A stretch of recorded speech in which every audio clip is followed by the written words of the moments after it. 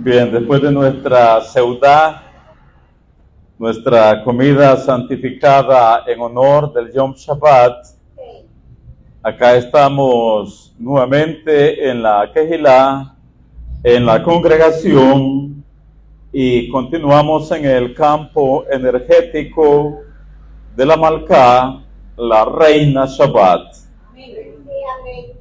Antes de nuestro rezo de la tarde, quiero que clarifiquemos una enseñanza más, siempre a Bemidbar, nuestra parashá de la semana.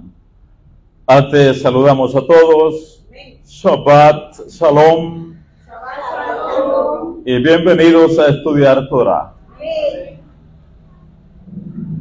Del capítulo 1, Sefer Bemidbar, libro de Números, los últimos versículos de este capítulo 1 son con los que vamos a continuar en este momento. Y estos últimos versículos nos hablan que los levitas no fueron contados en el censo de los hijos de Israel de los 20 años hacia arriba. Es de lo que nos hablan los últimos versículos del capítulo 1. ¿De qué cosa, Franklin? Sí, que los levíim o los levitas no fueron contados en el censo de los hijos de Israel de los 20 años para arriba. Y razones del por qué no fueron contados son muchas. No sé cuántas se sabe usted. Pero lo que estoy diciendo, Rosa, miren, es que hay muchas razones. Sí. Tenemos una gran cantidad de razones, según los sabios, del por qué los levíim no fueron incluidos en el censo de los hijos de Israel de 20 años hacia arriba. Una de ellas es que los levíim no fueron contados porque ellos no saldrán a la guerra, sino que han sido escogidos por el Eterno para el servicio del santuario. Y por lo tanto no entraron en el censo de los varones de 20 años arriba. Porque, reitero, los levitas o los levíim no saldrán a la guerra, sino que Hashem los escogió para el servicio del Mishkan, para el servicio del santuario. Y han sido escogidos como la guardia real. ¿Qué entienden por la guardia real?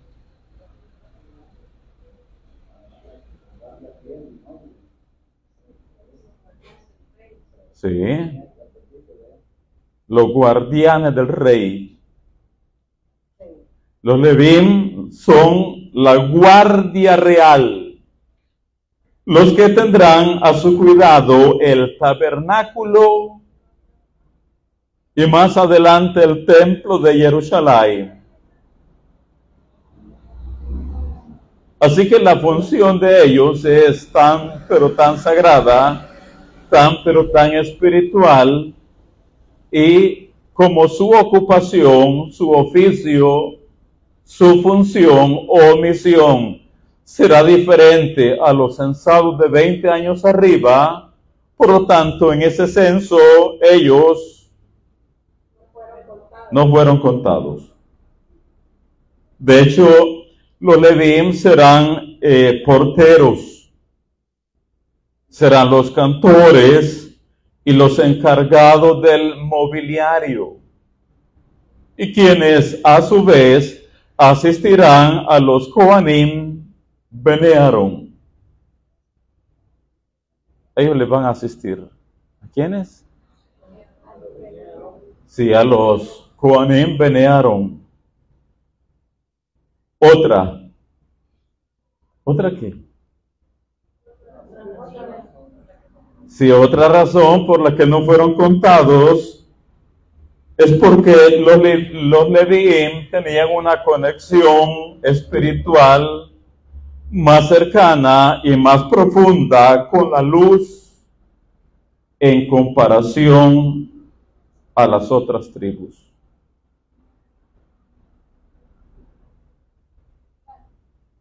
Ya lo veremos.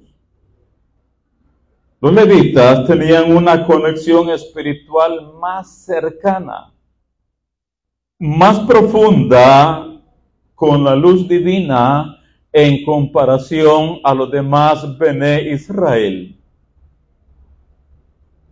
Y por lo tanto es que ellos fueron escogidos para las funciones del tabernáculo. Y de esto nosotros aprendemos que siempre hay personas en Am Israel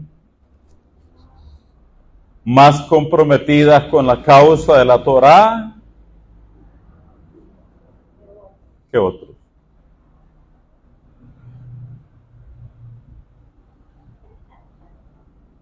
¿Qué es lo que dije? Siempre hay personas más comprometidas con la causa de la Torá que otros.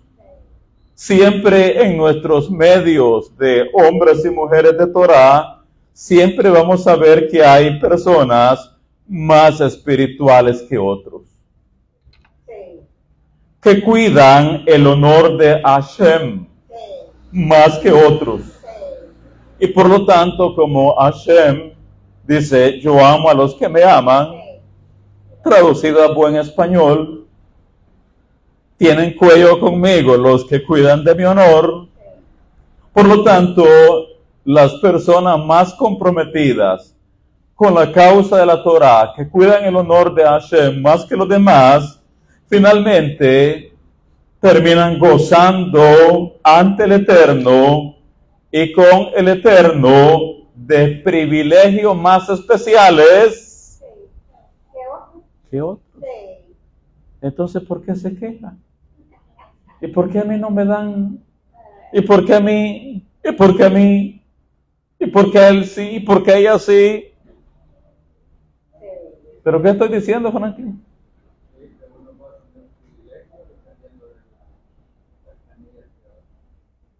Recuerde usted que los Levíim en Mizraim,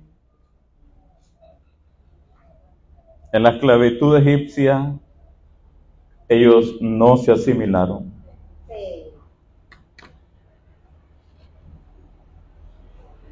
Se dedicaron al estudio de la Torá de lleno, a interiorizar en los secretos o en la decodificación de la Torá. Se dedicaron a profundizar en la luz divina y estuvieron ocupados siempre con la energía sagrada del estudio de la Torá. Y no fueron esclavizados por eso. ¿Por qué no?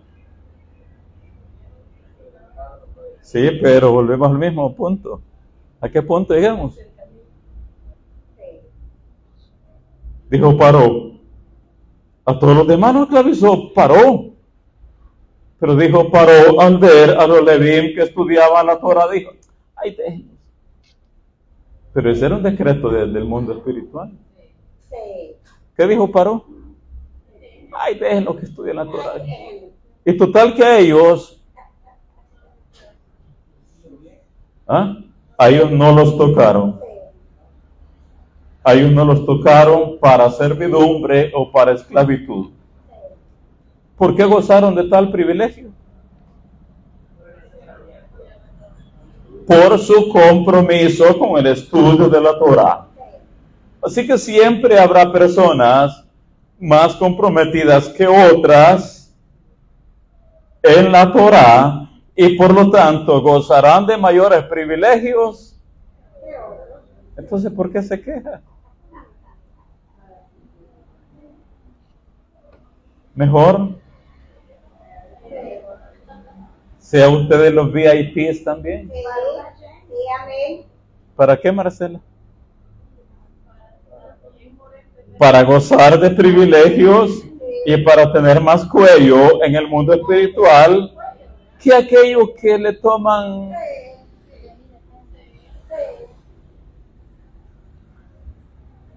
asimismo los Leviim, que no fueron esclavizados en Egipto porque se dedicaron a estudiar Torah, a la hora de la edificación del becerro de oro en el desierto, ellos no participaron. ¿Qué nos dice eso de los Levín? Tenían una conexión espiritual más cercana con la luz divina en comparación a los demás. Imagínense que todo el mundo se fue tras el becerro. Bueno, casi. ¿Y los Levín dónde estaban? Ahí estaban, en el desierto. Sí. Pero ellos no los movió eso. No participaron en el becerro de oro. De hecho, los sabios nos dicen los sabios, cuando al pie del Har Sinai, Israel construyó un ídolo para adorarle, los hijos de la tribu de Leví tuvieron el gran mérito de separarse del resto del pueblo y de negarse a inclinarse ante el becerro. Y por este motivo, el Eterno los elevó por encima de los demás hijos de Israel. ¿Por qué los elevó por encima de los demás hijos de Israel? Por eso estamos diciendo que los Levíim tienen una conexión espiritual más profunda con la luz divina que el resto de sus hermanos. Así que cuando al pie del Har Sinai Israel construyó un ídolo para adorarle, los hijos de la tribu de Leví tuvieron el gran mérito de separarse del resto del pueblo y de negarse a inclinarse ante el becerro. Y por este motivo el Eterno los elevó por encima de los demás hijos de Israel para consagrarlos a su servicio hasta el fin de los tiempos.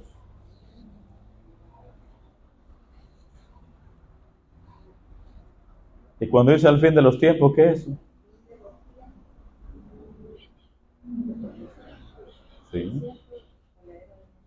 Sí, la era mesiánica, la era del Mashiach. Los Levín, los levitas. Cuando venga la Geulá, la redención, cuando venga la reconstrucción del tercer templo en Jerusalén y todas las cosas sean restauradas, los Levín seguirán ocupando sus lugares de privilegio y de servicio en el santuario sirviendo al Creador. ¿Qué le parece?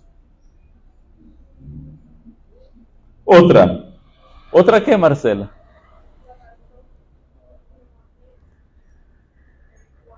No fueron censados los Levín para enseñarnos que cada alma que baja del mundo espiritual al mundo físico, que venimos para encarnar en un cuerpo de carne y hueso, venimos también con nuestra propia misión de alma.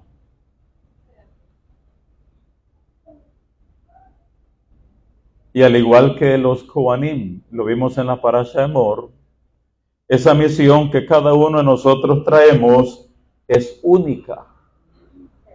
Única para cada alma.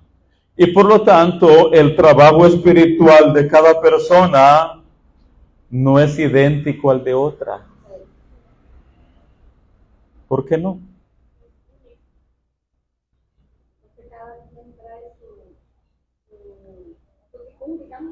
Sí.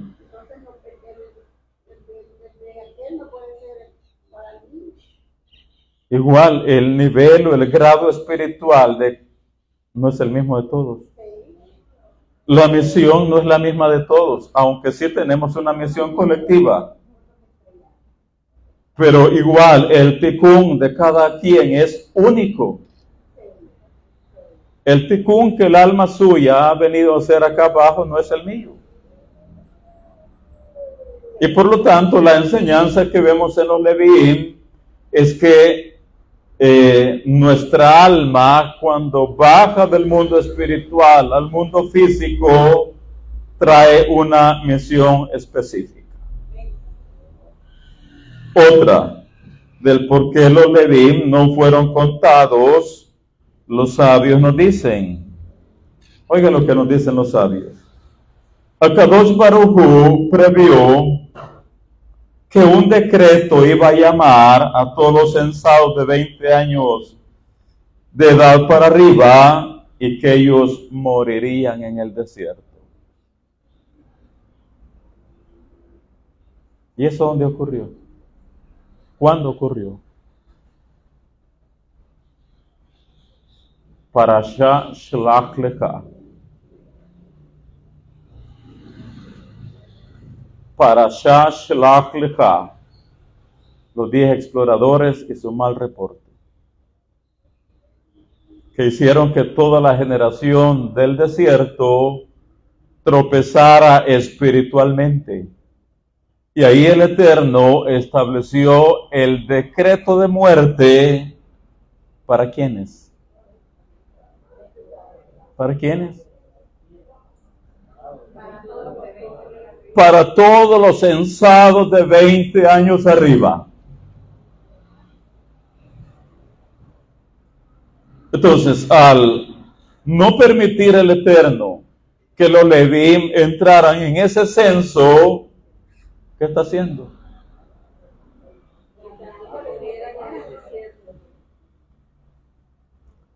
Akadosh Baruj Hu previó que un decreto iba a llamar a todos los censados de 20 años de edad para arriba y que ellos morirían en el desierto.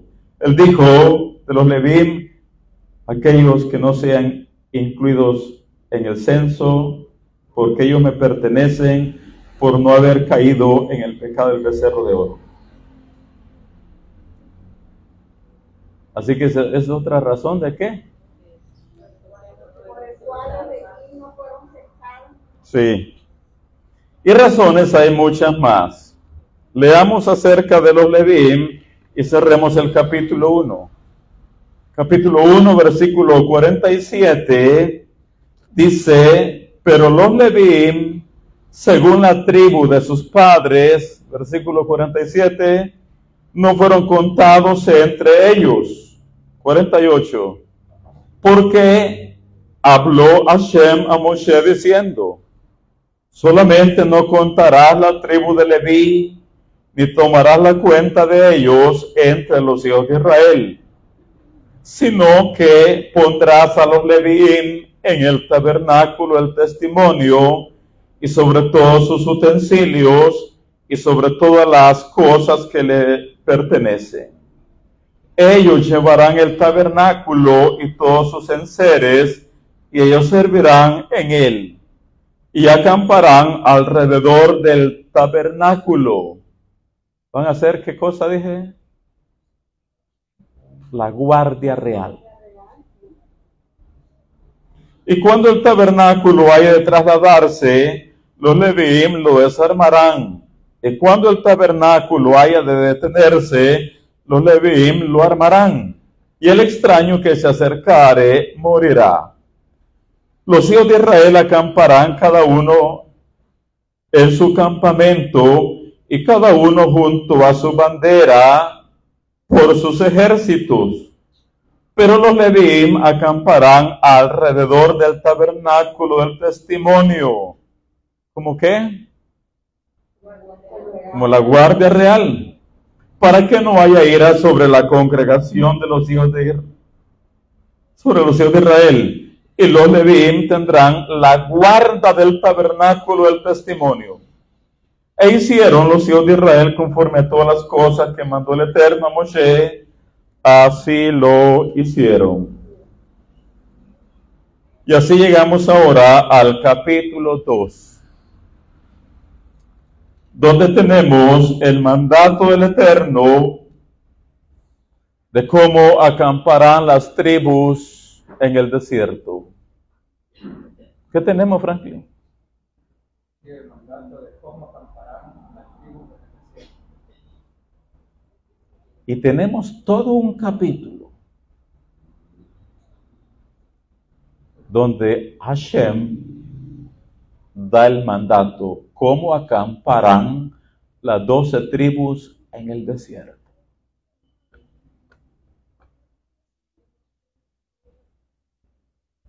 Y oigan, este capítulo 2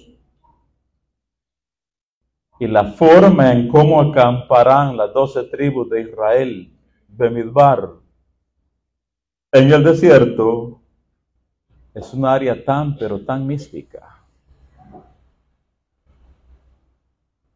Tan, pero tan esotérica. Tan, pero tan espiritual, tan, pero tan profunda, que eso a los sabios ha dado mucho de qué estudiar.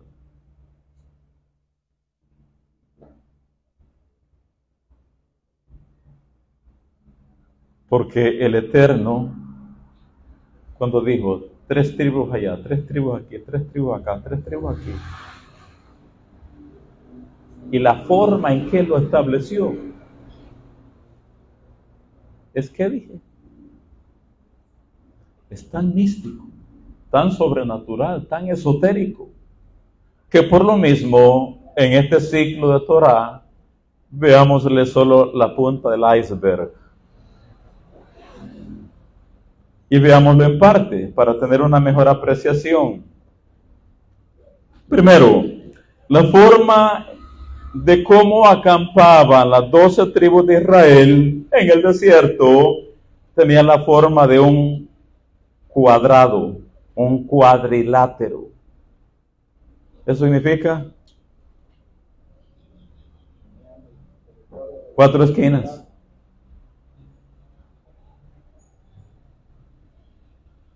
Y eran más de 500,000 de guerreros, pero incluyendo las familias, alrededor de 3 millones.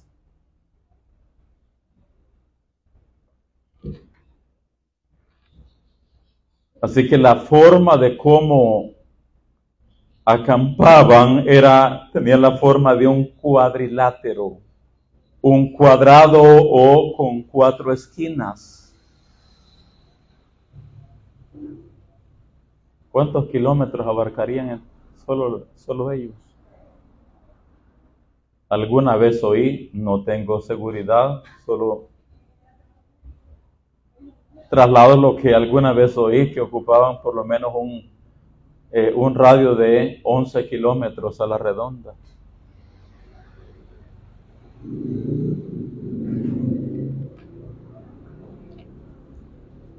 Y oiga, en el desierto, Am Israel, ocuparé esta palabra, no era un reguero de personas. No acampaba donde cada quien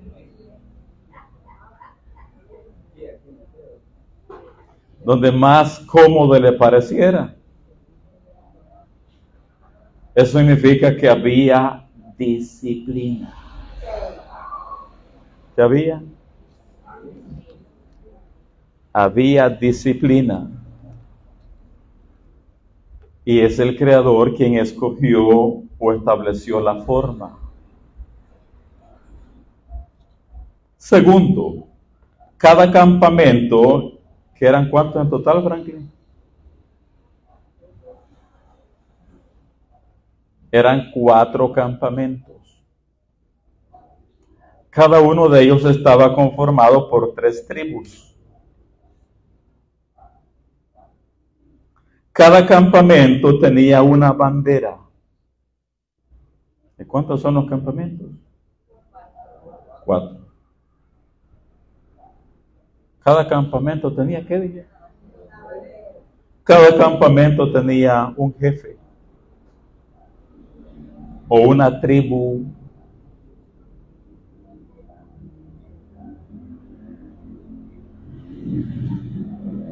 Y oiga esto. Y cada uno de los 4 campamentos, en cada uno de ellos había un arcángel, un malaj.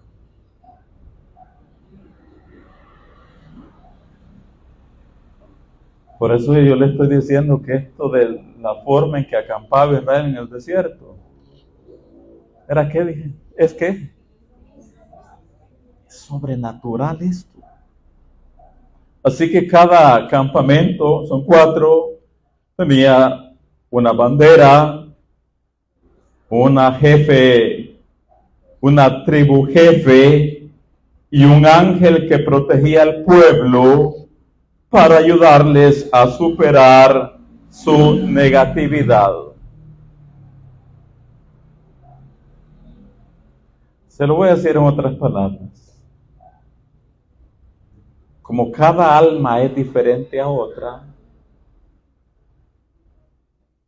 el Eterno estableció el malaj indicado para cada uno de los 4 campamentos, para que proveyera la energía que ese campamento necesitaba. La energía que necesitaba el campamento del norte no era la energía que necesitaba el campamento del sur. ¿Me están oyendo? La energía que necesitaba el otro campamento, conformado por 3 tribus, no era la misma energía que necesitaba el otro campamento con las otras 3 tribus.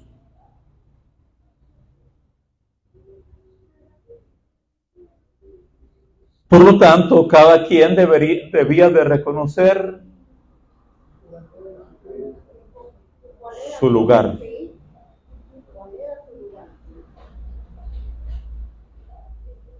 ¿Qué ocurría si uno de un campamento decía, no, pero es que ya se ve más bonito? ¿Qué hubiera ocurrido, Lorena? No podía porque no era la energía que necesitaba, no iba a estar bajo la energía que él necesitaba.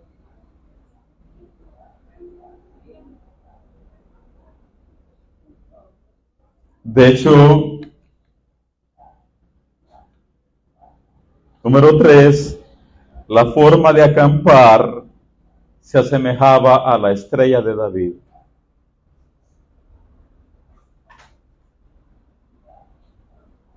¿Qué dije, Oscar?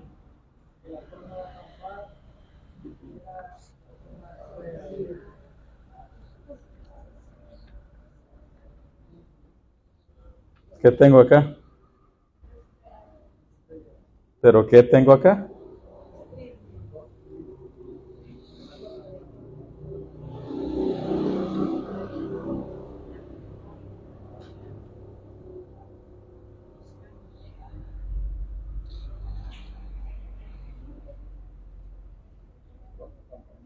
Sí, 4 campamentos. La forma de acampar se asemejaba a la estrella de David. 4, la forma de acampar está relacionada con el árbol de la vida.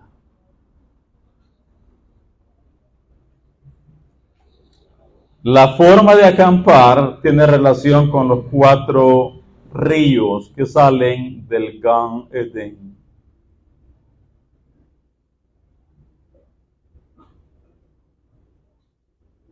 Por eso son 4 campamentos.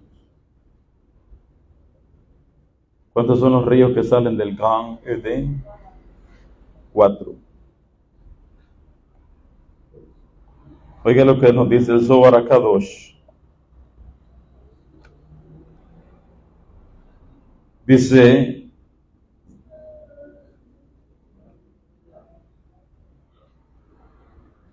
el río que sale del Gan Edén se dividirá y formará 4 brazos. El primero de ellos es Hesed, con el árbol de la vida vamos ahora, ¿verdad? Es que nosotros siempre hemos pensado que los 4 ríos son literales, 4 ríos. Y está bien, pudiera ser, pero más allá de lo literal es nada más la cubierta o el vestido de lo real, de lo verdadero, del sentido interno de la Torah. El río de ahí se dividirá y formará 4 brazos.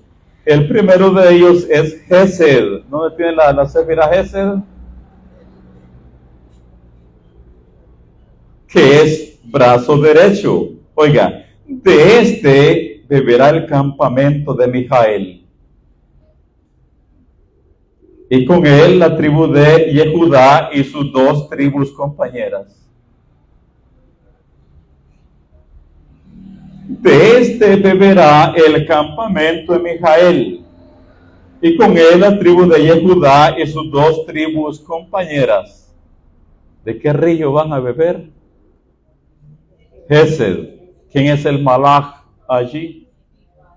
Mijael, mal llamado en español Miguel. En hebreo es Mijael. ¿Quién como el Eterno? De este beberá el campamento de Mijael, y con él la tribu de Yehudá y sus 2 tribus compañeras. Estoy en el capítulo 2 de Midbar.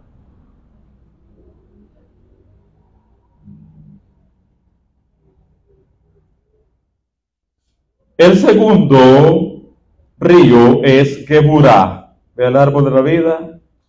Y de él el campamento de Gabriel. Y con él la tribu de Dan y sus 2 tribus compañeras. El tercero es Netzach, del árbol de la vida. La pierna derecha, y de él beberá el campamento de Nuriel.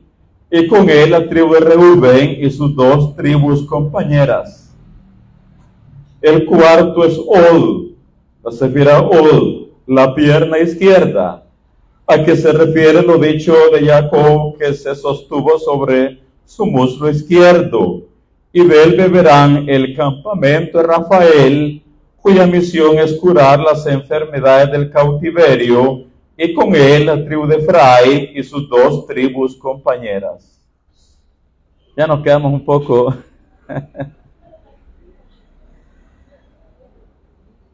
¿Cómo nos quedamos, Lorena? Por eso, bajémosle un poco el volumen o el voltaje a la enseñanza. Son 4 campamentos, o la forma que el Eterno estableció para las 12 tribus de Israel, de cómo han de acampar en el desierto, son en 4 campamentos. Forman un, ¿qué dijimos? Un cuadrado, un cuadrilátero, 4 esquinas. Dijimos que cada uno de los campamentos tiene su propia bandera, su propia tribu jefe o líder, y un ángel o un malach encargado de cada campamento. La energía del malach va a nutrir a ese campamento asignado según la energía que ese grupo de 3 tribus necesita. Y por eso yo les digo, ¿y qué tal como la naturaleza humana nuestra, verdad? No, pero es que a mí me gusta más allá. A mí me gusta cómo hacen las cosas allá. Pero si yo pertenezco a un determinado campamento y me voy para el otro, que no es el que el Creador me ha asignado, ¿qué va a ocurrir?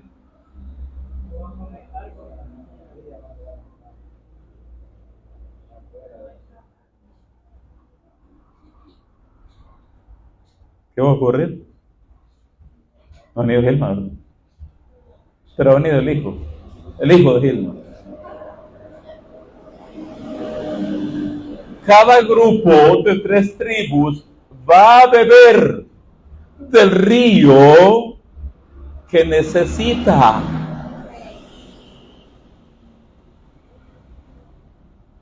¿El shiur en esto, Lorena?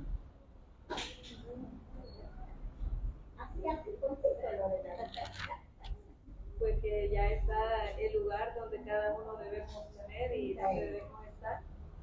Y es lo que debemos, ahí es donde debemos buscar elevarnos.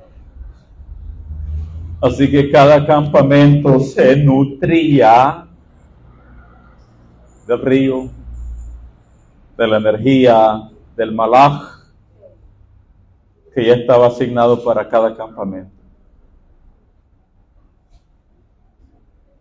Pero ahora vamos a la pregunta del millón. ¿Y en qué nos beneficia a nosotros saber cómo acampaban las tribus de Israel en el desierto? Porque cuando estudiamos Torah, no venimos a estudiar nada más historias. Venimos para conectar con la corriente energética que está oculta en la historia de la parashá. ¿En qué nos beneficia saber cómo acampaban las tribus de Israel en el desierto? Los sabios nos dicen, los sabios de la Cábala, había 4 campamentos en el desierto. 3 a un lado, 3 al otro, 3 al otro y 3 al otro. Había 4 campamentos en el desierto. El entender cómo estaban estructurados nos da la capacidad de estar por encima del control de cada uno de los 4 elementos del zodíaco. ¿Cuáles son los 4 elementos? Fuego, aire, agua y tierra. Había 4 campamentos en el desierto.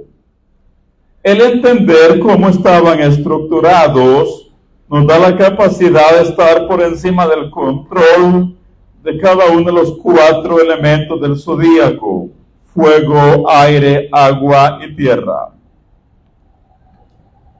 Fuera de cámara, con sus aportes, ampliaremos sobre esto.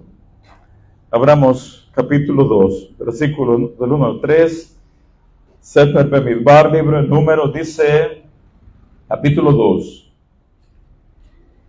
Habló el Eterno a Moshe y a Aarón diciendo: los hijos de Israel acamparán cada uno junto a su bandera, bajo las enseñas de las casas de sus padres, alrededor del tabernáculo de reunión acamparán.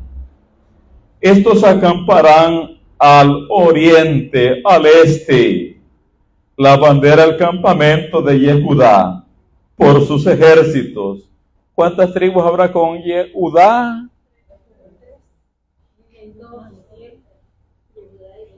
Sí, Yehudá y 2 más. Estos acamparán al oriente, al este, la bandera del campamento de Yehudá, por sus ejércitos. Ahí tenemos el primer campamento y hay 2 tribus con él. Seguidamente, versículo 10. ¿Esto sucederá en qué lugar, dice? Oriente, el este. Versículo 10.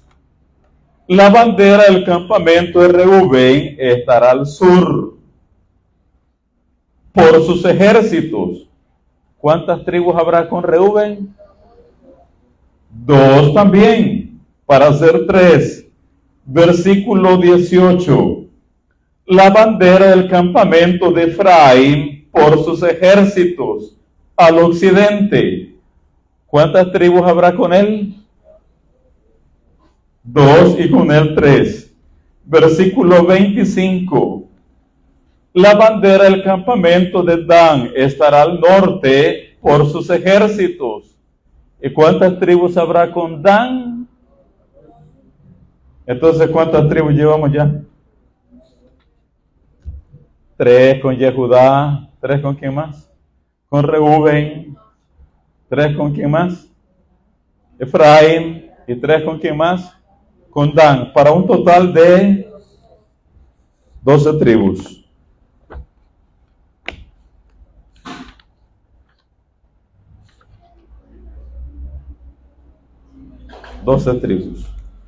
Versículo 33. Mas los Levín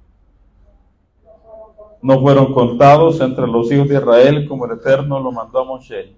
Ya vimos una serie de razones del por qué no fueron contados. Mas los Levín no fueron contados entre los hijos de Israel como el Eterno lo mandó a Moshe. ¿Estamos ahí? ¿Dónde voy yo? Ya me perdí. Me regreso al 32, que es ahí donde quiero desarrollar otra enseñanza. Es el 32. Estos son los contados de los hijos de Israel según las casas de sus padres. Todos los contados por campamentos, por sus ejércitos. ¿Cuántos son? ¿Cuántos son? 603,550.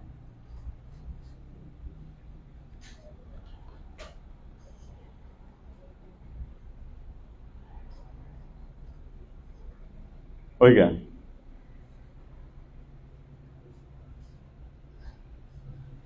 ¿en cuántas almas se dividió Adán a Rishon?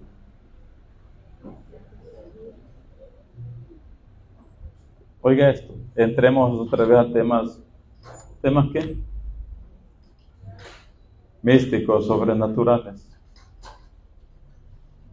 Adán Arishon se dividió en 600,000 chispas o en 600,000 almas.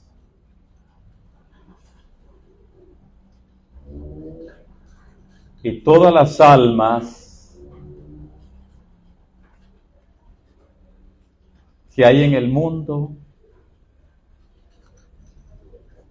provenimos de Adán.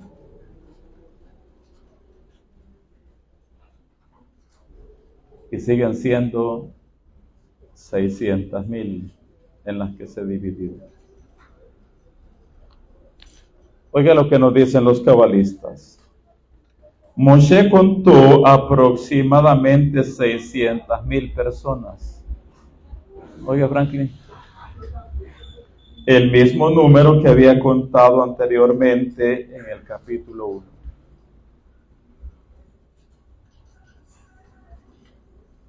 Este aún es el número de almas que requieren corrección hoy en día.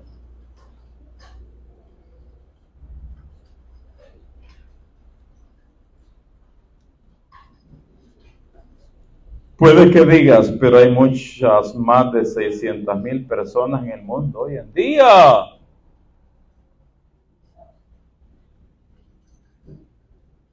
Esto se debe a que las 600,000 almas originales se han dividido en muchos subgrupos de almas. Pero todas las almas de hoy son las mismas almas que estuvieron en el desierto con Moshe. El mundo como lo conocemos seguirá existiendo hasta que todas las 600,000 almas originales y sus subgrupos hayan terminado de corregirse y transformarse. Cuando leemos acerca de gente en la Torá y todas sus acciones negativas, oiga esto, cuando leemos acerca de gente en la Torá y todas sus acciones negativas, en realidad no estamos leyendo sobre otras generaciones. Estamos leyendo acerca de nosotros mismos. ¿Por qué? Porque siguen siendo 600,000 años, las mismas siguen siendo. ¿Perdón? Entonces cuando usted diga, pero es que esto es lo que hicieron allá. Rosa Miriam.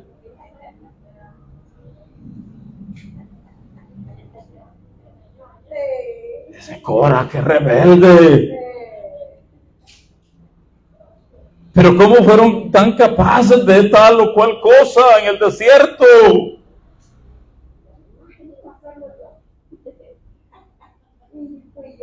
Cuando leemos acerca de gente en la Torá y todas sus acciones negativas, en realidad no estamos leyendo sobre otras generaciones. Estamos leyendo acerca de nosotros mismos.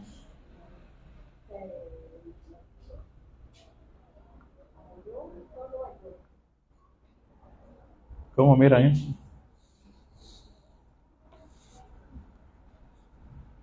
¿Qué significa eso, Franklin? ¿Por qué estamos leyendo sobre nosotros mismos, Lorena? Porque Adán se dividió en 600,000 almas, 600,000 chispas, y continuamos las mismas, solo que nos hemos subdividido en más grupos. Entonces, cuando leemos desde el pasado lo que ocurrió, somos esas mismas almas. Estuvimos en ese otro tiempo y ahora en este. ¿Y cuántas seguimos siendo hasta hoy? 600,000.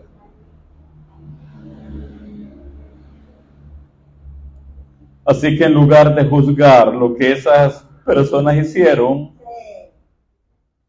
debemos aprender de sus acciones a fin de beneficiar nuestra propia vida. Ahí está, para que nos veamos en el espejo cuál es el ticún nuestro. Es un espejo para saber cuál es nuestro ticún personal. Así que piensen en el personaje más feo de las escrituras. Pero ¿cómo puedo? No, si ese era usted también. Bueno, dice el 33, mas los Levíim no fueron contados entre los hijos de Israel como el Eterno lo mandó a Moshe. Cierro el 3, el 2 dice, e hicieron los hijos de Israel conforme a todas las cosas que el Eterno mandó a Moshe. Así acamparon por sus banderas y así marcharon cada uno por sus familias según las casas de sus padres. Capítulo 3. Quiero que nos saltemos un poco para ver las funciones de los Levíim. Capítulo 3, versículo del 5 en adelante. Y el Eterno habló a Moshe diciendo, haz que se acerque la tribu de Leví, y hazla estar delante del Cohen Aarón para que le sirvan, y desempeñe el encargo de él y el encargo de toda la congregación delante del tabernáculo de reunión para servir en el ministerio del tabernáculo. Y guarden todos los utensilios del tabernáculo de reunión y todo lo encargado a ellos por los hijos de Israel, y ministren con el servicio del tabernáculo. Y darán los Levíim a Aarón y a sus hijos, les son enteramente dados de entre los hijos de Israel, y constituirás a Aarón y a sus hijos para que ejerzan su sacerdocio. Y el extraño que se acercare, ¿qué ocurrirá?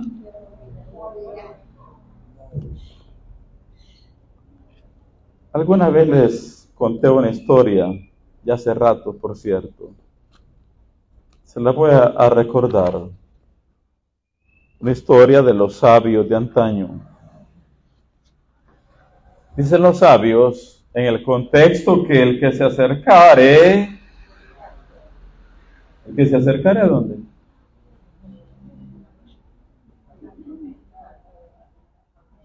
Sí, al santuario. O sea, ninguno que no sea joven puede acercarse a las cosas santas. Así sea el rey David.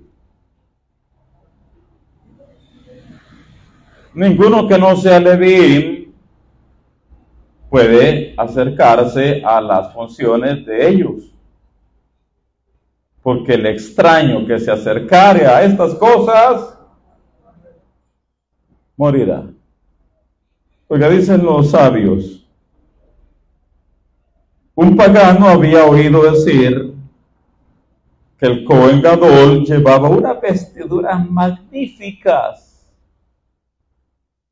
Ya sabemos que es cierto. Un pagano había oído decir que el Cohen Gadol llevaba unas vestiduras magníficas, adornadas con oro y piedras preciosas. Y dijo, wow, yo también quiero ser Cohen Gadol. Así que fue a ver a Shammai, nada más ni nada menos que a Shammai, y le dijo, quiero convertirme en judío, pues me gustaría llegar a ser Cohen Gadol. Shammai se echó a reír y se limitó a contestarle, vete, estúpido. Entonces este pagano, como él, se llegó a la casa de Gilel. Se fue donde Gilel. ¿Y qué le pidió a Gilel? Quiero convertirme en judío, pues me gustaría llegar a ser Cohen Gadol. Porque ¿qué había oído del Cohen Gadol? Que se vestía de gala. Gilel le dijo, siéntate, hijo mío. Shammai, ¿qué hizo? Shammai se echó a reír y se limitó a contestarle, vete, estúpido. Así que se fue donde Gilel. Siéntate, hijo mío, le dijo Gilel, y escucha lo que voy a decirte. Si quisieras entrar al servicio del rey y formar parte de la servidumbre más selecta de la corte, le dijo a este pagano, deberías aprender primero cómo presentarte ante el soberano y la manera correcta de servirle, ya que lo que ahora deseas es llegar a ser Cohen Gadol, sumo sacerdote, el rey de todos los reyes, santo y bendito sea su nombre. Empieza pues por aprender cómo debe comportarse el sumo sacerdote, cómo entra en el santuario, cómo se ocupa de las lámparas sagradas, cómo hace los sacrificios en el altar y cómo coloca los panes propiciatorios en la mesa de oro. El pagano se fue a aprender todo esto y se fue a estudiar Torah. Y en una de esas tantas halló el versículo que dice, el extraño que se acercare ha de morir. Y ahí se asustó.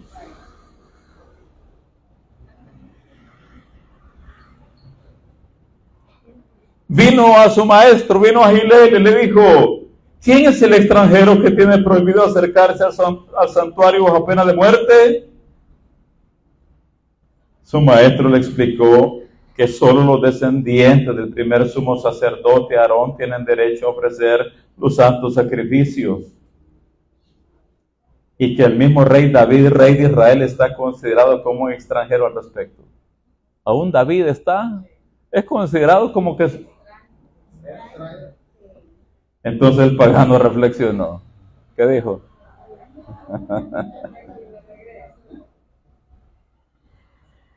Se dio cuenta que él era y que lo que estaba deseando.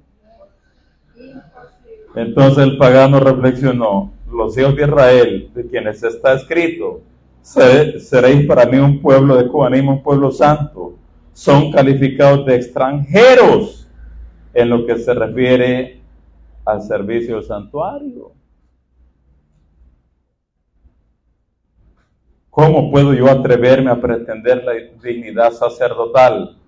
Consecuentemente fue a ver a Gilel y le dijo, bendita sea tu dulzura, pues a ella le debo el conocimiento de la Torá. Quiero llegar a ser un judío común y corriente, sin más. Admíteme en el seno de tu pueblo y que el Eterno te bendiga. Y se le fueron las ganas de querer llegar a ser. De hecho, en el Tanaj tenemos el caso de un rey de Yehudá que quiso ofrecer el Ketoret. Un rey de Yehudá. Y dentro del recinto sagrado, el Eterno lo castigó con Tzaraat. Y era un rey de Yehudá. ¿Por qué fue castigado? Porque él era un extraño para este oficio. Eso le está reservado solo a los hijos de Aarón. Y en el caso de los Levín, la asignación es para ellos. Dice el 3.17, ya casi cerrando. 3.17. ¿Lo tienen? 3.17. ¿Qué dice? Lean ustedes, quiero oírles.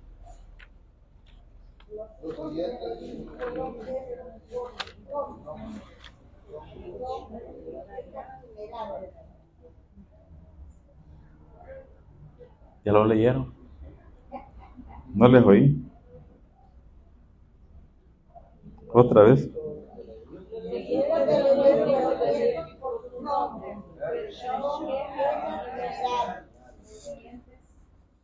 Entonces los hijos de Leví fueron estos por sus nombres: Gershón, Kehat y Merari. Gershón, Kehat o Kehat y Merari. No es Coat, Kehat o Kehat y Merari. Ahora, oiga esto. La parashá siguiente, la número 35, se llama Nasó. Y va a tratar precisamente de las funciones de dos grupos, de Leví, de Gershón y de Merari. Bemidbar, la parashá de hoy, toca solamente la función de un grupo. ¿De quién? De Kehat. Por eso, tenemos que ubicarlos hoy. 17. Los hijos de Leví fueron estos, por sus nombres: Gershón, Kehat y Merari. Reitero, en la próxima parashá veremos las funciones de Gershón y Merari. Hoy Bemidbar se cierra con las funciones. Y oiga, a Kehat se le asignó lo más sagrado del santuario.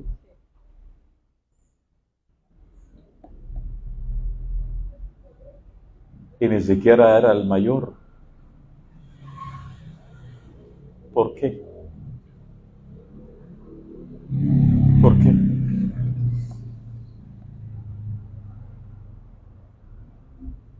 Imagínense que en el orden que lo estamos viendo acá, él es segundo, ¿verdad? Y la parashá de hoy lo va a poner primero y nos va a hacer ver que a él le fueron asignadas las partes del santuario más sacras, más santas. Dicen los sabios, 3 familias de la tribu de Leví estaban a cargo de diferentes aspectos del tabernáculo. Lo que acabamos de leer. Pero oiga, la familia de Kehat, el más elevado de los Leví. Con razón. ¿Por razón qué? ¿Sí? Con razón a él le encomendaron la misión de los muebles del santuario más sagrados. ¿Por qué? El shiur en todo esto, Rosa Miriam. Que al que sea más Eso. A ese se le va a delegar morir. Tendrá la cercanía mejor con el rey. Y se le van a asignar privilegios especiales en comparación de los demás. Sí. Y nadie tiene que estar diciendo, pero yo lo haría mejor que él. Yo lo haría mejor. ¿Pero qué está viendo el Eterno? Sí. Así que 3 familias de la tribu de Leví estaban a cargo de diferentes aspectos del tabernáculo.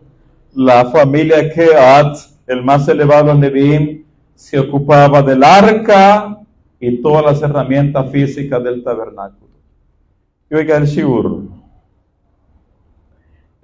Y hacen una comparación, dice, y Yehoshua, quien gobernó al pueblo de Israel después de la muerte de Moshe, se ganó su posición, su lugar, no porque era el más inteligente o el más versado del pueblo, sino porque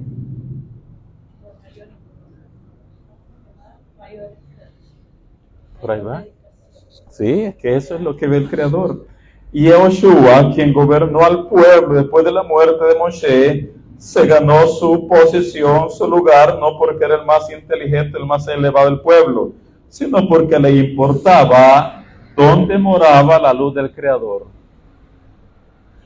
Por eso es que nosotros leemos en la Torá que Yehoshua no se apartaba del templo.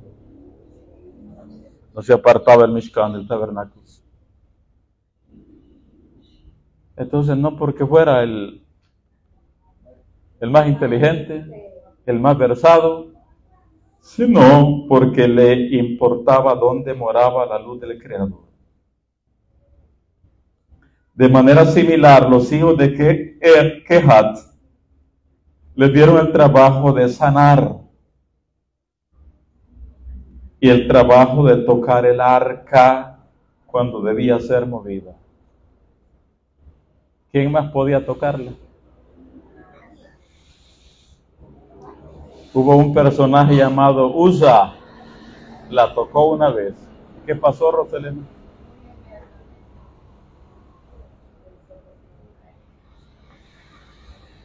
Una descarga salió del arca. Ya casi cerramos. A los hijos de Kehat les dieron el trabajo de sanar y el trabajo de tocar el arca cuando debía ser movida, dado que ellos eran a quienes más les importaba.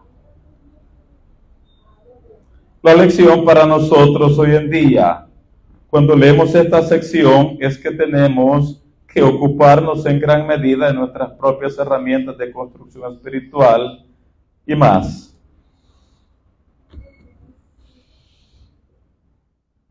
Lo que debemos aprender es siempre buscar la manera de elevarnos. Porque entre más nos elevemos espiritualmente, entre más nos comprometamos con la luz divina, entre más comprometidos estemos con la causa de la Torá,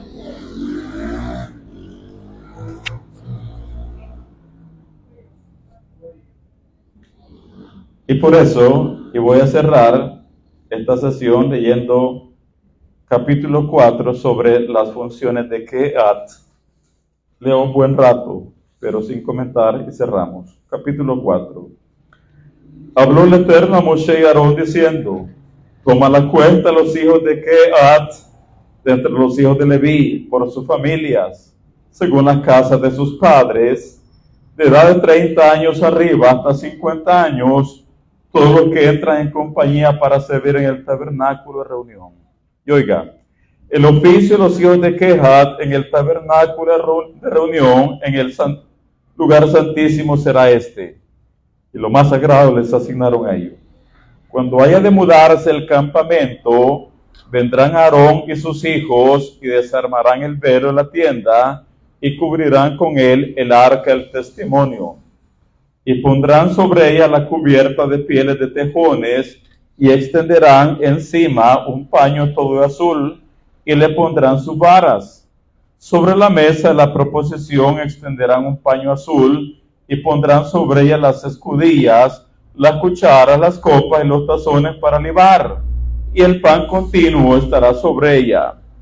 Y extenderán sobre ella un paño carmesí y lo cubrirán con la cubierta de pieles de tejones, y le pondrán sus varas. Tomarán un paño azul y cubrirán el candelero del alumbrado, o sea, la menorá, sus lamparillas, sus despabiladeras, sus platillos y todos sus utensilios del aceite con que se sirve. Y lo pondrán con todos sus utensilios en una cubierta de pieles de tejones y lo colocarán sobre unas parihuelas. Sobre el altar de oro extenderán un paño azul y lo cubrirán con la cubierta de pieles de tejones y le pondrán sus varas. Y tomarán todos los utensilios del servicio de que hacen uso en el santuario y lo pondrán en un paño azul. Y los cubrirán con una cubierta de pieles de tejones y los colocarán sobre unas parihuelas. ¿Quiénes harán esto? Vamos a ver. ¿No? ¿Quiénes harán esto? ¿No?